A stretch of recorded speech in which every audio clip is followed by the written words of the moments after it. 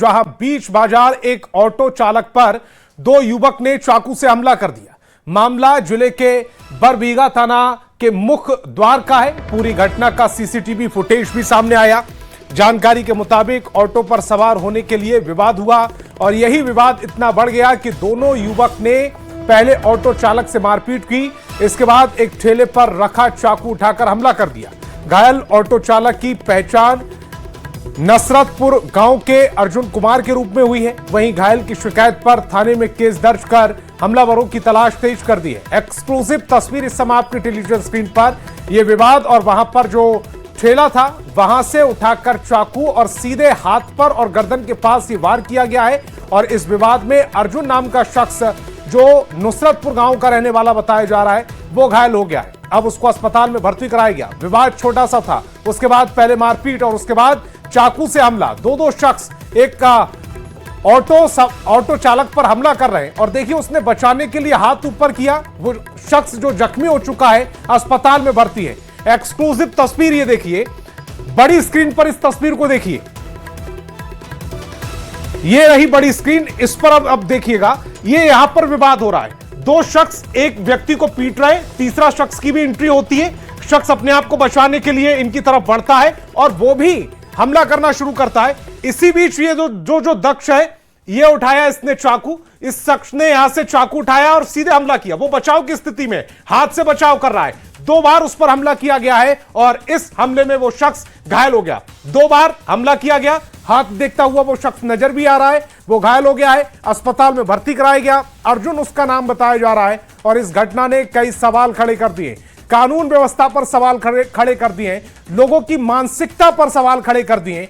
मामूली विवाद में, मामूली कहासुनी में अब मामला इतना बढ़ जा रहा है। बर्दाश्त की सीमा कितनी कम होती चली जा रही है कि आप चाकू उठाते, हमला कर देते, जानलेवा हमला कर देते हैं। अब इस सोच पर भी कई सवाल खड़े हो रहे हैं। सवाल इस पर भी खड़ा हो रहा है कि वहां चूंकि भीड़-भाड़ वाला इलाका है, पुलिस वहां पर क्यों नहीं थी। स्थानीय लोग जो इस पूरे घटनाक्रम को देख रहे थे उन्होंने इस झगड़े को शांत करने की कोशिश क्यों नहीं की और वो जो ऑटो चालक था उसको बचाने की कोशिश क्यों नहीं की।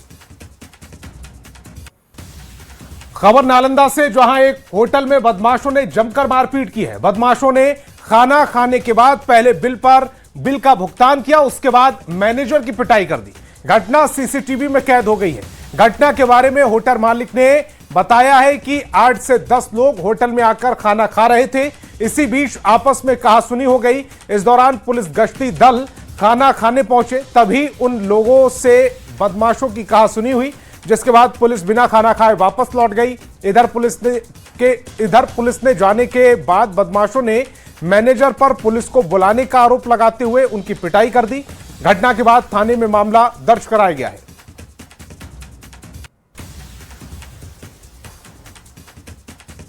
खबर गयाजी से, जहां इमामगंज थाना क्षेत्र अंतर्गत मुसन टांड गांव में उस वक्त सनसनी फैल गई जब एक कुएं से अज्ञात महिला का लहूलुहान शव बरामद हुआ है। शव पर गंभीर चोटों के निशान मिले, जिससे आशंका जताई जा रही है कि बीती रात ही महिला की हत्या करने के बाद साक्ष्य छुपाने के उद्देश्य से शव को कुएं में फेंक दिया गया। ग्रामीणों की सूचना पर तुरंत कार्रवाई करते हुए पुलिस मौके पर पहुंची और स्थानीय लोगों की मदद से शव को कुएं से बाहर निकलवाया। पुलिस का कहना है कि पोस्टमार्टम रिपोर्ट आने के बाद मौत की असली वजह साफ हो पाएगी। झिकटिया ग्राम अंतर्गत ये जो है कुआं है, यहाँ पे सुनसान, यहाँ पे एक अज्ञात शव बरामद हुआ है महिला का। उम्र लगभग 35 से 40 वर्ष के बीच होगा और सर पे उनके इंजरी है।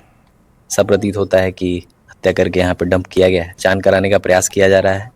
एफएसएल टीम भी आ रही है जी। कितना डेड बॉडी तो मतलब पिछले रात की ही घटना है जी। क्या बहुत ज्यादा उसमें कहीं दुर्गंध या इस तरह की कोई चीज नहीं है, तो ताजा घटना ही है। यहाँ का हम लोग टावर डंप भी ले रहे हैं कि रात में यहाँ पे क्या क्या गतिविधि है उस पर भी हम लोग काम कर रहे हैं। गोपालगंज से बड़ी खबर है। लापता सफाई कर्मी का शव मिला है। 3 दिन से चुन्नी राम लापता था। चुन्नी राम बताया जा रहा है नाम, जो 3 दिन से लापता था। नगर थाना क्षेत्र के नाले से यह शव मिला है। नाले में गिरने से मौत की आशंका जताई जा रही है। सभी बिंदु पर जांच कर रही है पुलिस। परिजन ने कोई लिखित शिकायत हालांकि नहीं की है। तो चुन्नी की मौत कैसे हुई है, इसको लेकर अब सवाल जरूर उठ रहे हैं, लेकिन नाले में 3 दिन शव पड़ा रहने के बाद क्या शव फूला हुआ मिला है? 3 दिन से चुन्नी को बताया जा रहा है कि वो लापता थे। शव अब अचानक से नाले में मिला है और हालांकि अभी तक परिजनों ने कोई लिखित शिकायत नहीं दी है। ऐसे में आशंका जताई जा रही है कि नाले में गिरने से उनकी मौत हुई होगी।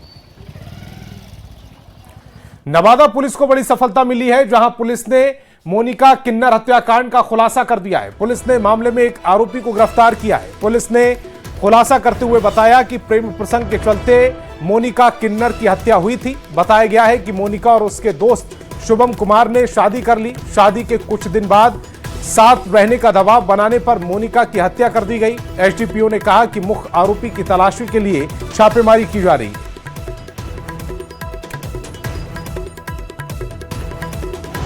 जांच हेतु भेजा गया, पीएम हेतु भेजा गया और उसके आधार पर यूडी कांड संख्या दर्ज 226 दर्ज किया गया।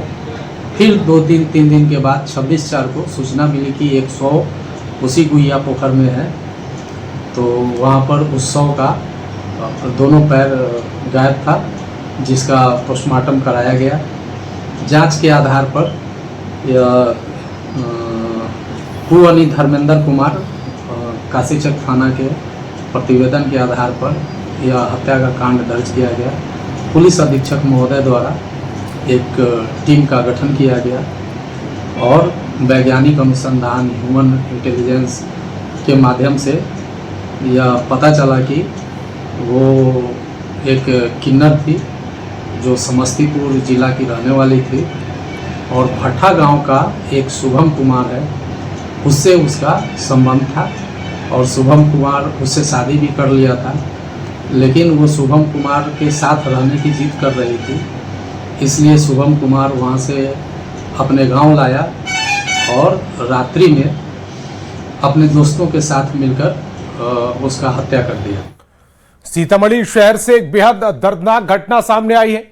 जानकी स्थान के पास एक छोटी सी लापरवाही ने 6 साल की मासूम बच्ची की जान ले ली। पूरी घटना वहां लगे सीसीटीवी कैमरे में कैद हो गई, जिसका वीडियो सोशल मीडिया पर तेजी से वायरल हो रहा है। हादसे के बाद मृतक के परिजनों का रो रो कर बुरा हाल है। पुलिस मामले की जांच में जुटी है।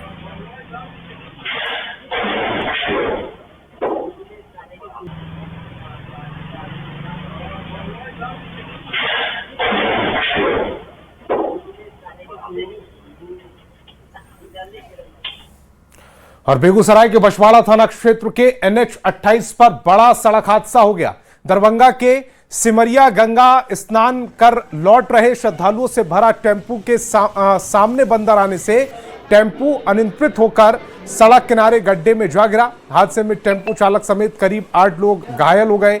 घटना के बाद मौके पर अफरा तफरी मच गई। स्थानीय लोगों की मदद से घायलों को अस्पताल पहुंचाया। वहीं पुलिस मामले की जांच में जुटी हुई है।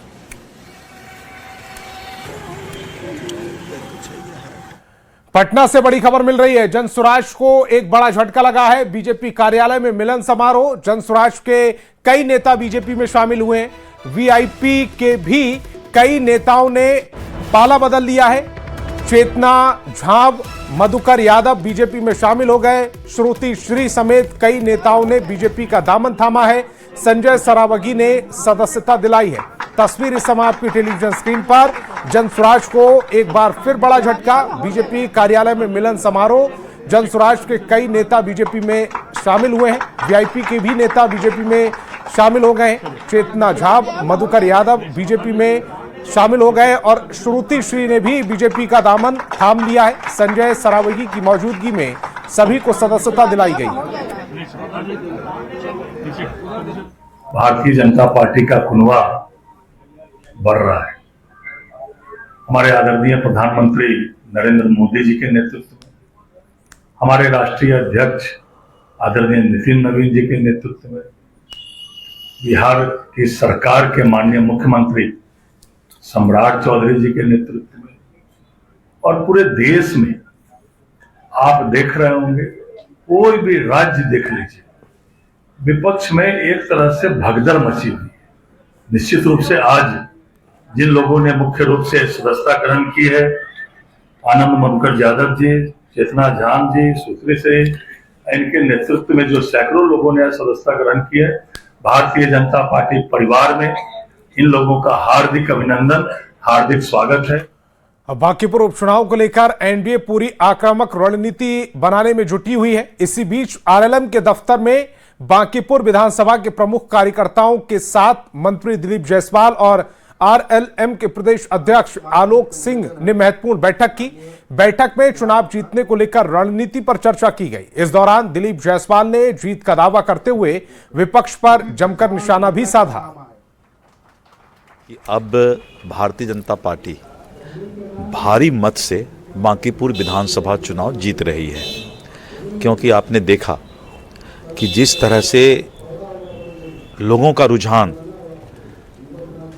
भारतीय जनता पार्टी और आदरणीय श्री नरेंद्र मोदी जी के नेतृत्व पर जो विश्वास है, एक एक मतदाता मन बना चुकी है कि भारतीय जनता पार्टी के उम्मीदवार को भारी मत से जिताना है।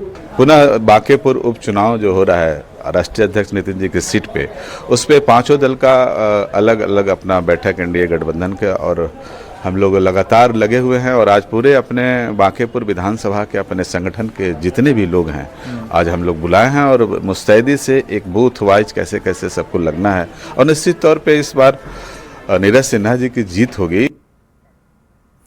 बिहार में सरकारी स्कूलों की तस्वीर अब तेजी से बदल रही है। स्मार्ट क्लास, आर्टिफिशियल इंटेलिजेंस आधारित पढ़ाई और जेईई नीट जैसी प्रतियोगी परीक्षाओं की मुफ्त तैयारी। शिक्षा के क्षेत्र में सरकार ने एक नई पहल की है। मुख्यमंत्री सम्राट चौधरी ने आज 150 सरकारी स्कूलों में लाइव क्लासेस कार्यक्रम का शुभारंभ किया। इस पहल से हजारों विद्यार्थियों को आधुनिक और गुणवत्तापूर्ण शिक्षा का लाभ मिलेगा। ये तस्वीरें बिहार के सरकारी स्कूलों की हैं, जहां शिक्षा का नया अध्याय शुरू हो चुका है। अब ब्लैक बोर्ड के साथ साथ डिजिटल स्क्रीन भी बच्चों के भविष्य को नई दिशा देगी। मुख्यमंत्री सम्राट चौधरी ने पटना के राजकीय कन्या उच्च माध्यमिक विद्यालय से लाइव क्लासेस कार्यक्रम की शुरुआत की। इस योजना के तहत राज्य के 150 सरकारी स्कूलों के कक्षा 9वीं से 12वीं तक के छात्र और छात्राओं को एआई आधारित पढ़ाई, स्मार्ट डिजिटल कंटेंट और जेईई नीट और CUET जैसी प्रतियोगी परीक्षाओं की मुफ्त में तैयारी का मौका मिलेगा। जिया, कैसा लग रहा है? बहुत अच्छा। कभी सोचा नहीं था कि हमारे स्कूल में भी ये सब फैसिलिटी करवाई जाएंगी, बट अब हो रहा है। ये हमें प्राइवेट कोचिंग या इंस्टीट्यूट जैसा फील हो रहा है। सरकार का लक्ष्य साफ है, गांव और शहर के छात्रों के बीच शिक्षा की दूरी को कम करना, ताकि सरकारी स्कूलों के बच्चे भी देश की बड़ी प्रतियोगी परीक्षाओं में नई पहचान बना सकें। सरकारी स्कूलों की छात्राएं इस पहल से बेहद उत्साहित हैं। उनका कहना है कि अब बेहतर शिक्षा के लिए महंगी कोचिंग पर निर्भर रहने की जरूरत नहीं पड़ेगी। कितनी बड़ी पहल है ये? बहुत बड़ी पहल है, क्योंकि बच्चे जिस बैकग्राउंड से आते हैं, कई बच्चे बहुत अच्छे उनकी IQ होती है, पढ़ने बहुत अच्छे होते हैं, लेकिन उनको कुछ सोर्स ये सब कमी हो जाती है, जिसके वजह से वो तैयारी नहीं कर पाते। और बेसिकली अगर वो नीट अगर ना भी निकाल पाए, लेकिन उनकी बेसिक जो मैथ साइंस इतनी स्ट्रांग हो जाएंगी कि वो आगे साइंस के प्लेटफॉर्म पे बहुत अच्छा वो कुछ कर पाएंगे। शिक्षा के क्षेत्र में ये पहल सरकारी स्कूलों के लाखों विद्यार्थियों के लिए नई उम्मीद लेकर आई है। अगर ये योजना तय लक्ष्य के मुताबिक पूरे राज्य में सफलतापूर्वक लागू होती है, तो आने वाले वक्त में बिहार के सरकारी स्कूल प्रतिभा और गुणवत्ता की नई पहचान बन सकते हैं। न्यूज़ 18 के लिए पटना से विनीता मिश्रा के साथ bureau report. Purnia live classes अब बिहार लाइव क्लासेस बनने जा रहा है। आज पटना से मुख्यमंत्री सम्राट चौधरी और शिक्षा मंत्री मिथिलेश तिवारी ने पूर्णिया लाइव क्लासेस का डेमो देखा, तो वहीं इससे प्रभावित होकर मुख्यमंत्री ने इसे 15 अगस्त तक पूरे बिहार में लागू करने का निर्देश दिया। फिलहाल 265 स्कूल पूर्णिया लाइव क्लासेस से जुड़े हुए हैं। डीएम ने कहा कि लाइव क्लासेस से हजारों छात्रों को फायदा हो रहा है। क्या होगा?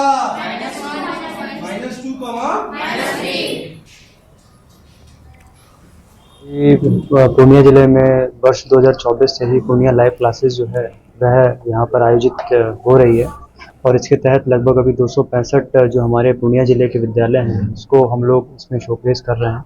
इसकी सबसे अच्छी पहल ये है कि यहाँ पर हम लोगों ने जो टीचर हैं उसका कंटेंट है, जैसे साइंस का एग्जांपल लेते हैं, बायोलॉजी का, कि बायोलॉजी के 9वीं और 10वीं के छात्र के लिए कोई साइंस का कंटेंट है तो उसका बायो के बारे में, सेल के बारे में बताया। फिर वो सभी बच्चों तक यूट्यूब के माध्यम से वो पहुंचता है।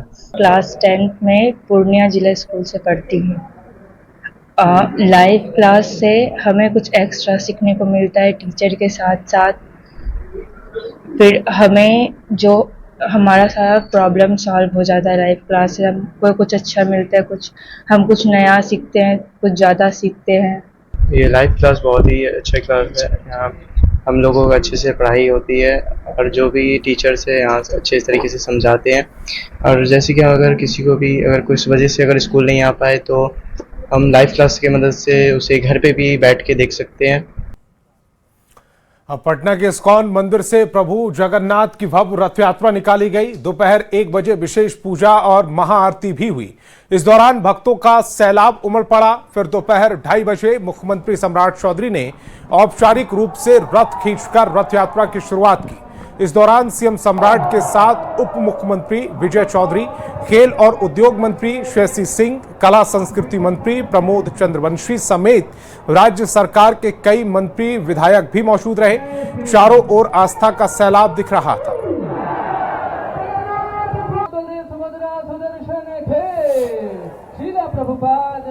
खबर सुल्तानगंज से, जहां पथ निर्माण मंत्री इंजीनियर कुमार शैलेंद्र ने विश्व प्रसिद्ध श्रावणी मेले की तैयारियों को लेकर वरिष्ठ अधिकारियों, जनप्रतिनिधियों और स्थानीय कार्यकर्ताओं के साथ एक समीक्षा बैठक की। डाक बंगला और नगर परिषद सभागार में इस बैठक के दौरान वार्ड पार्षदों ने शहर में पेयजल, नाला, सड़क और साफ सफाई जैसी मूलभूत समस्याओं को मंत्री के सामने रखा। इस पर संज्ञान लेते हुए मंत्री ने सभी अधिकारियों को सख्त निर्देश दिए कि मेला शुरू होने से पहले हर हाल में सारी व्यवस्थाएं दुरुस्त कर ली जाएं, ताकि श्रद्धालुओं को किसी भी तरह की परेशानी का सामना न करना पड़े। बैठक के दौरान मंत्री ने एक बड़ी जानकारी साझा करते हुए बताया कि जल्द ही सुल्तानगंज शहर का नाम बदला जाएगा। जो भी जुड़ा हुआ मामला था उस विभाग के सारे अधिकारी को आज बुलाए, इंजीनियर्स को बुलाए और बैठकर गहन समीक्षा किए। उसमें जो कांवरिया पथ है उसमें कैसे प्रॉपर सैंड फिलिंग होगा, पानी क्यूरिंग होगा। हमारा जो अभी पुल है वो पुल पर कैसे पाथवे एक तरफ से चले और यहाँ से लेके 76 किलोमीटर तक हमारा जो पाथवे है उसके बगल में जो पेड़ है उस पर कुछ टहनियाँ झुकी रहती हैं। ऐसे कई मामले हैं। वैसे तो पीएचडी का, बिजली का, सब विभाग से हम लोग बात किए हैं, लेकिन आरसीडी संबंधित जितनी भी बातें हमको करनी वो सारा समीक्षा और 22 तारीख तक इनको डेडलाइन दिया है। चाहे वो सड़क का मामला हो जो जर्जर है, जिस पर गाड़ी ट्रैफिक डाइवर्ट होता है, उस सबको भी ठीक करें। पूर्व मुख्यमंत्री नीतीश कुमार कल दिल्ली जाएंगे। इस दौरान नीतीश कुमार दिल्ली स्थित सरकारी आवास में गृह प्रवेश करेंगे। दिल्ली के 9 सुनहरी बाग रोड स्थित आवास में गृह प्रवेश का आयोजन किया गया। बता दें कि नीतीश कुमार विशेष विमान से दिल्ली जाएंगे और उसी दिन वापस पटना लौट जाएंगे। बिहार के पूर्व मुख्यमंत्री नीतीश कुमार दिल्ली के इसी बंगले में शिफ्ट हो रहे हैं। कल इस बंगले में गृह प्रवेश कार्यक्रम होगा। 9 सुनहरी बाग रोड स्थित जो बंगला है, नीतीश कुमार को अलॉट हुआ था राज्यसभा सदस्य बनने के बाद, और 20 जुलाई से संसद का मानसून सत्र शुरू हो रहा है। उसमें नीतीश कुमार शिरकत भी करेंगे। पहली बार बतौर राज्यसभा सांसद शिरकत करेंगे, लेकिन उसके पहले यहाँ पर बंगला सज धज कर तैयार है। कल मुख्यमंत्री जो रह चुके हैं बिहार के पूर्व मुख्यमंत्री नीतीश कुमार यहाँ पर दिल्ली आ रहे हैं विशेष विमान से। गृह प्रवेश कार्यक्रम होगा 9 सुनहरी बाग रोड स्थित जो बंगला है इसमें, और कल ही शाम दिल्ली से पटना के लिए रवाना होने का उनका कार्यक्रम है। काफ़ी भव्य बंगला है, टाइप 8 बंगला, जो कि आमतौर पर केंद्रीय मंत्री जो कैबिनेट मंत्री होते हैं उन्हें अलॉट होता है। इसके अलावा जो विशेष जो नेता होते हैं, बड़े कद के नेता होते हैं, उन्हें अलॉट होता है। टाइप 8 बंगला नीतीश कुमार को अलॉट हुआ है। आपको दिखाना चाहेंगे यहाँ पर बंगला पूरी तरह से यहाँ पर इसको फाइनल टच दिया जा रहा है और बंगला पूरी तरह से तैयार हो चुका है। इसके अलावा फाइनल टच देने की कोशिश हो रही है यहाँ पर, जो कि सर्वेंट क्वार्टर अलग है और यहाँ पर गैरेज वगैरह भी सब कुछ है। यानी हर तरह की तैयारी इस टाइप 8 बंगले में की जा चुकी है, पूरी तैयारी हो गई है। बहुत ही शानदार बंगला है टाइप 8 बंगला, जो कि सज धज कर तैयार है। और मुख्यमंत्री रहते हुए नीतीश कुमार 6 के कामराज लेन स्थित बंगले में रहते थे, लेकिन अब जब पूर्व मुख्यमंत्री हो गए तो उसके बाद वो बंगला उनसे नया बंगला अलॉट हुआ है और नए बंगले में अब शिफ्ट हो रहे हैं। यहाँ पर गृह प्रवेश कार्यक्रम कल होगा। कैमरामैन अपू पाठक के साथ अमितेश सिंह, न्यूज 18 दिल्ली। ग्राम पंचायत कर दर एवं शुल्क नियमावली 2026 को पास करने और राज्य सरकार ने साल 2011 की जनसंख्या को आधार मानते हुए ग्राम पंचायत क्षेत्रों का नए सिरे से परिसीमन कराने का निर्णय लिया। बुधवार को कैबिनेट की बैठक में इस पर मुहर लगी। इसके बाद त्रिस्तरीय पंचायत प्रतिनिधियों ने जमकर जश्न मनाया, एक दूसरे को मिठाई खिलाई, साथ ही मुख्यमंत्री सम्राट चौधरी का भी आभार जताया। सरकार ने एक बेहद अहम फैसला लिया और पंचायतों के परिसीमन कराने की घोषणा की है। काफी दिनों से त्रिस्तरीय पंचायत प्रतिनिधियों के द्वारा ये मांग की जा रही थी। इसके खिलाफ वो लोग लगातार आंदोलन भी कर रहे थे और अब जब इनकी मांगे पूरी हुई है, इनकी जीत हुई है, राजस्व वसूलने का भी इन्हें अधिकार मिला है, अधिनियम जो उसे पास किया गया, परिसीमन कराएगी सरकार। ये तमाम बातों को लेकर हम उनसे बातें करेंगे।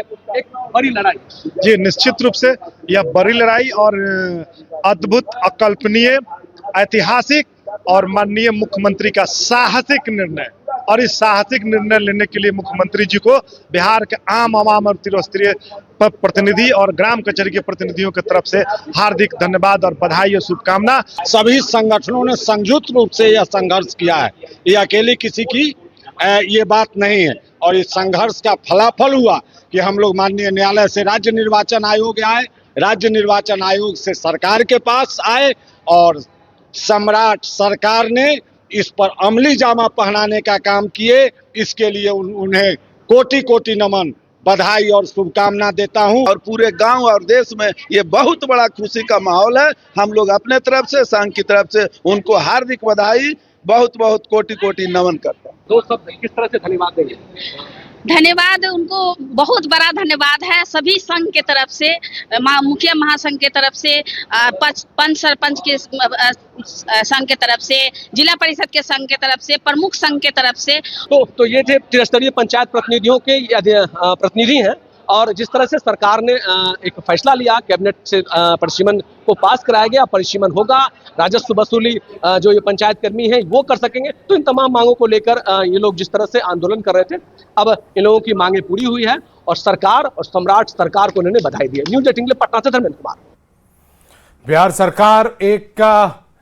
बिहार सरकार एक ने करीब 35 सालों के बाद पंचायतों में परिसीमन कराने का निर्णय लिया है। सरकार के इस निर्णय से स्थानीय निकाय के प्रतिनिधियों भी काफी खुश हैं, क्योंकि एक और जहां बिहार में पंचायत और सशक्त होगा तो दूसरी ओर लोगों की सुविधाएं बढ़ेंगी। सरकार एक इस निर्णय का स्वागत सत्ता पक्ष और विपक्ष के स्थानीय निकाय के प्रतिनिधि भी कर रहे हैं। हालांकि विपक्ष के लोग पंचायतों में टैक्स लगाने पर आपत्ति भी जता रहे हैं।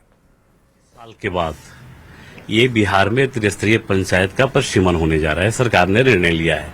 ये बिहार के विकास के लिए ऐतिहासिक कदम है।